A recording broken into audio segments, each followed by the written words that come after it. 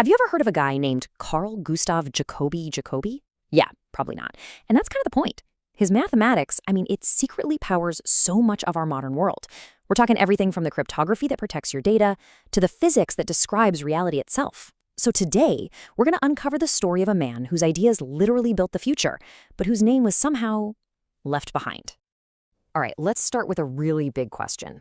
What if the entire universe, with all its messiness and beauty and mind-bending complexity, what if it could all be described by a single mathematical idea?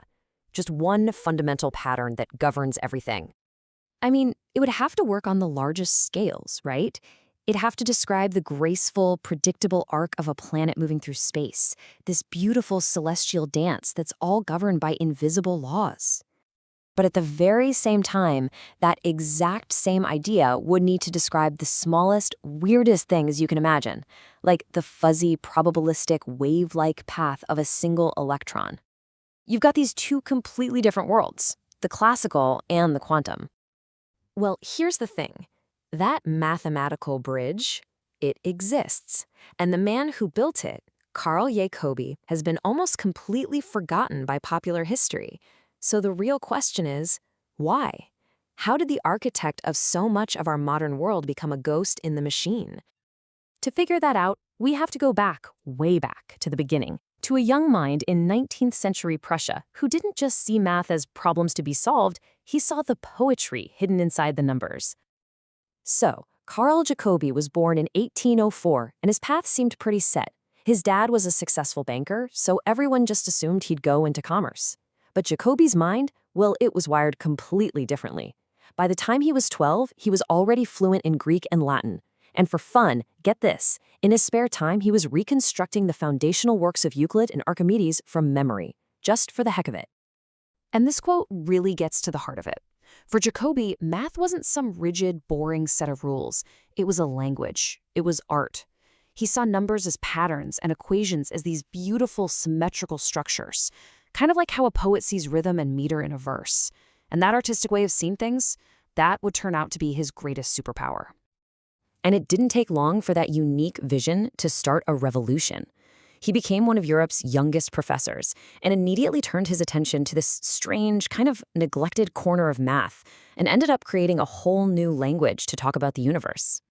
He developed something called elliptic functions. Now, don't get hung up on the name or the formulas. The core idea is actually pretty straightforward.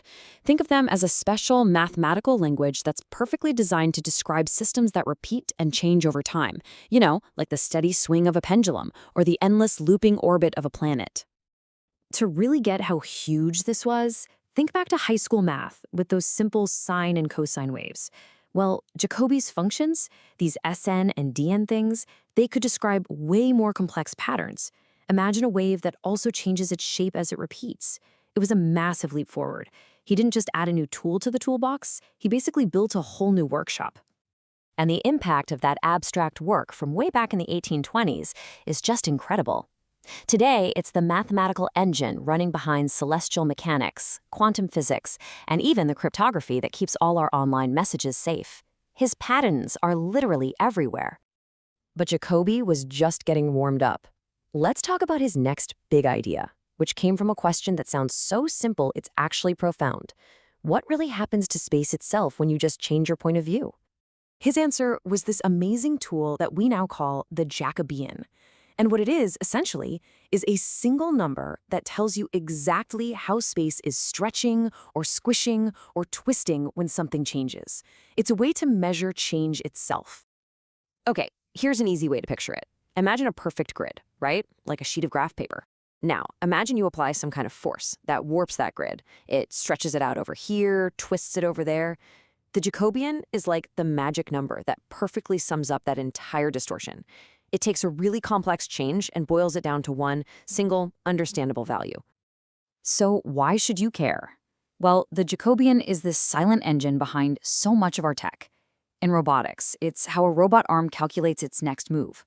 In computer graphics, it's what helps create realistic 3D worlds. And in machine learning? Oh, it's absolutely fundamental. It lets an AI figure out how a tiny little tweak to its programming will affect the final result. That's literally the core of how AI learns. So all this work, on patterns, on how things transform.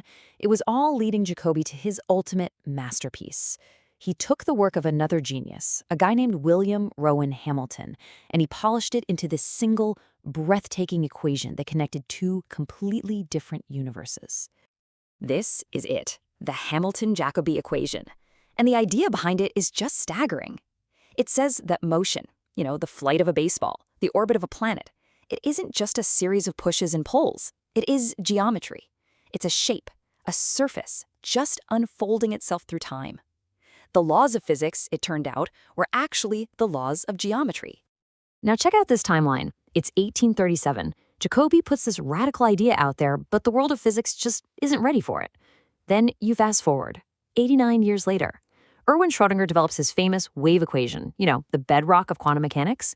And to his complete shock, he realizes he hasn't invented something brand new. He's just rediscovered a direct mathematical consequence of Jacobi's work. The same math described planets and electrons. But this story of pure intellectual victory, it has a really tragic side. Because just as Jacobi's mind was reaching its absolute peak, his body started to fail him, and the world around him was just falling into chaos. His final years were this desperate race between his own genius and his mortality. Decades of working through the night had completely destroyed his health. Then, a political revolution swept through Prussia, his university salary got suspended, and suddenly one of Europe's greatest minds was plunged into poverty. And yet, he refused to stop.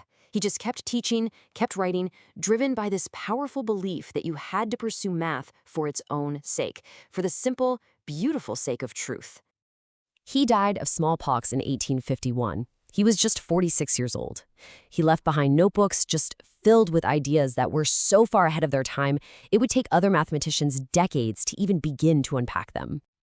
And that brings us back to today, and to his invisible legacy. Because while his name might be forgotten, the patterns he discovered are now woven into the very fabric of our scientific and technological world.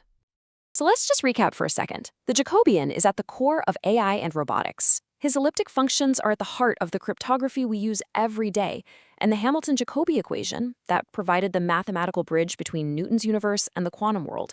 Pretty much every engineer and physicist working today is standing on his shoulders, whether they know it or not. And this brings us right back to where we started. Jacobi believed that a mathematician was a maker of patterns, just like a painter or a poet. He spent his short, brilliant life uncovering some of the most profound patterns in the entire universe. And even though we may have forgotten his name, we are all living inside the beautiful, complex world that he helped reveal.